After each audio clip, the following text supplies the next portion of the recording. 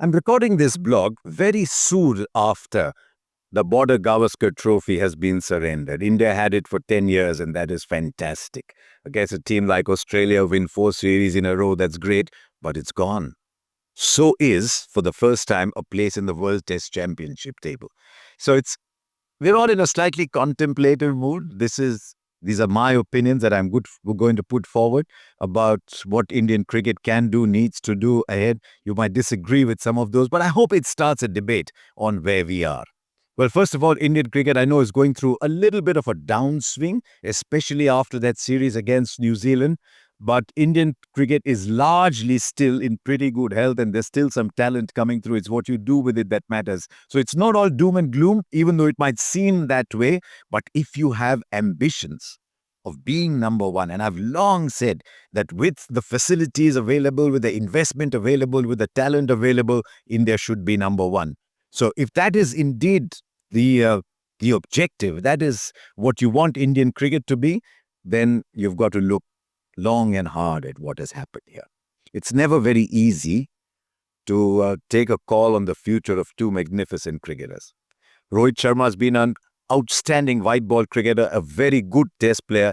Virat Kohli is an absolute legend in all forms of the game and one of our great test match players. At the moment, both are struggling, but both have been struggling for a while now. What we saw towards the end of the Border-Gavaskar trophy year was merely the end of a phase. And going ahead, India need to take a very big call on what these two players plan to do, what the selectors plan to do with them, because therein lies the future of Indian cricket and how the team composition will get shaped. So let's just put some numbers to put these things in perspective. Let's start with Rohit Sharma, who opted out of the test match. I thought that was a brave move, but he said he has not retired, which means he wants to come back. Now let's look at his numbers. Since the series against England, 13 matches, 564 runs at 23. I think that includes a series against England. But this season, 8 matches, 164 runs at 10.93. Now, you need a trained eye to look at it and say, are his movements slow? Is his decision-making slow? Is he falling prey to maybe poor footwork? But those numbers force you to look at a player very, very closely. His great contemporary, Virat Kohli, has better numbers, but Virat Kohli is, if you consider among the greats, then this is an extended bad patch. Let's see what's happening with Virat Kohli as well. Now, since January 2024, 11 matches, 440 runs at 23. What makes that even worse is Virat Kohli is averaging 15.6 in the first innings. That is when matches are set up. That is when you distance yourself from the opposition. There, if you're averaging 15.6, there is an issue. Let's look back from 21 to 23. That's a longer period. 25 test matches, 1,472 runs at 36. There's some fantastic innings. I thought he played really well in South Africa. There have been some memorable innings in there.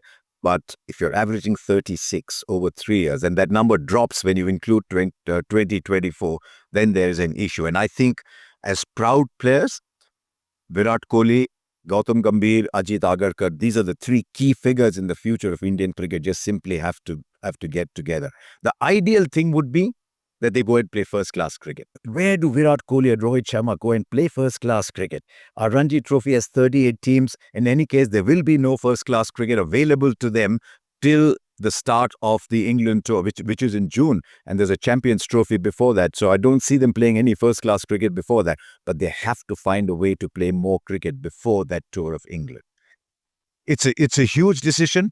It's a decision that cannot be taken by heart alone. It cannot be taken by reputations alone. But going ahead, India need either these two firing or just get new blood in. But I think we've come to the crossroads, and this is a decision that Gautam Gambhir, Ajit Agarkar and the 2 players will have to take, but will have to take very quickly. As soon as the emotions of this defeat have died down, then I think they need to have very, very frank discussions. But the selectors also need to have a very frank look at Shubman Gill. One of my favorite players. I look at him and I think, wow, what talent. In his 5th test match, his average dropped under 40.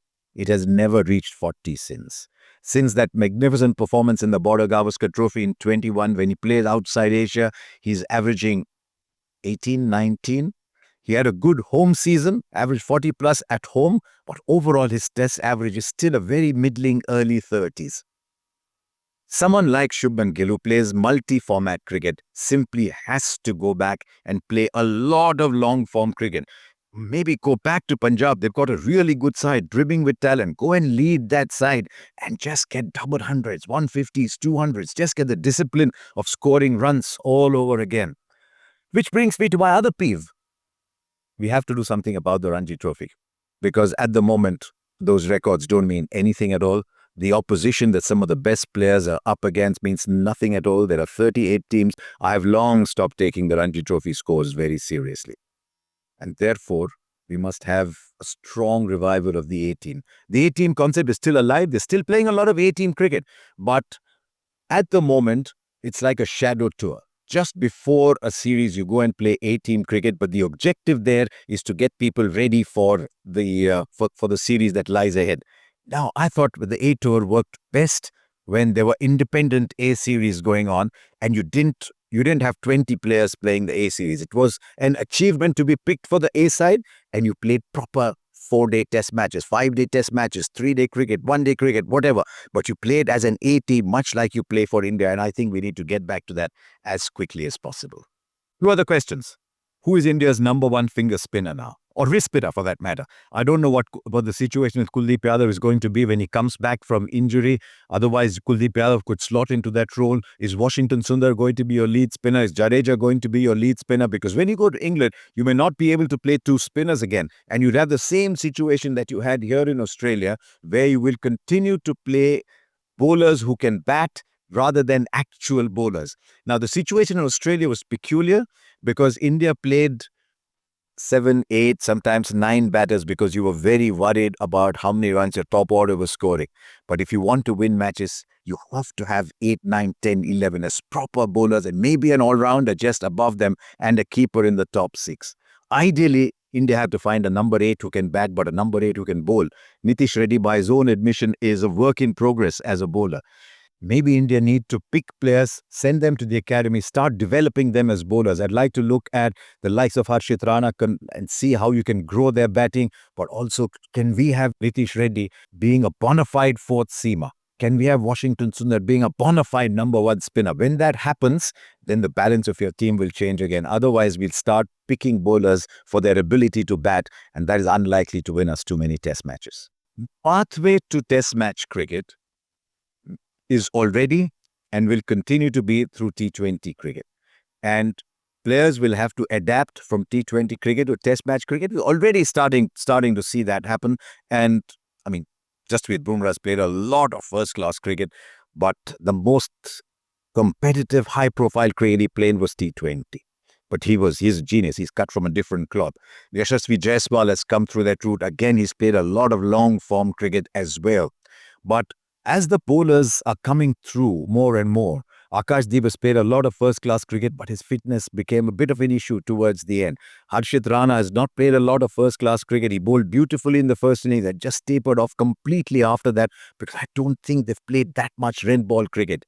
Can we start to get bowlers and work on their fitness and make them eligible enough to play 3 tests on the trot, 4 tests on the trot, because there's a series coming up in England where you will need that. So I don't know what the basis. I think the National Cricket Academy is going to be a very, very big part of it. The A tour is going to be a very big part of it. But these are issues that are always there with every cricket team. But in the aftermath of the Border-Gavaskar Trophy, I think some very, very big issues to be looked at with mature minds, putting the best of, always looking at the best for India. It's not going to be an easy time for selectors, coach and key players. So thank you for watching and do subscribe to this channel.